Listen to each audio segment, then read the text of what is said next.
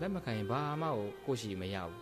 ကြားစရာအကြားအာယုန်တွေကိုလိုက်ခံစားလို့ငါ့ကိုဒီလိုပြောတယ်ဆိုတဲ့စကားလုံးတွေလိုက်ခံစားလို့အဲ့ဒါတွေစိတ်ညစ်သွားတာငါ့လိုဒီလိုဆက်ဆံနေငါ့ကိုဒီလိုဆက်ဆံနေဆိုပြီးတော့သူတို့ဆက်ဆံတဲ့အမူအရာတွေကိုကလက်ခံလိုက်လို့ကို့မှာစိတ်ညစ်သွားတာ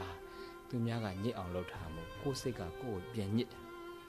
ကိုယ်စိတ်ကကိုယ့်ကိုပြန်ညစ်အောင်ဆိုတာကိုယ်လောဘကကိုယ့်ကိုပြန်ညစ်တာကိုယ်ဒေါသတွေကကိုယ့်ကိုပြန်ညစ်တာကိုယ်မောဟမာနတွေကအကုသိုလ်ကိလေသာတွေကိုယ့်ကိုပြန်ညစ်တာ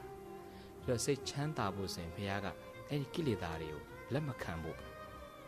ကိလေသာတွေလက်မခံဖို့ဆိုပုရုဇဉ်တွေအတွက်ကတော့ကိလေသာတွေကတခါတည်းတတ်လို့မှမရတာဒါပေမဲ့ဖြစ်ရင်အကြာကြီးမဖြစ်အောင်ဖြစ်ရင်အကြာကြီး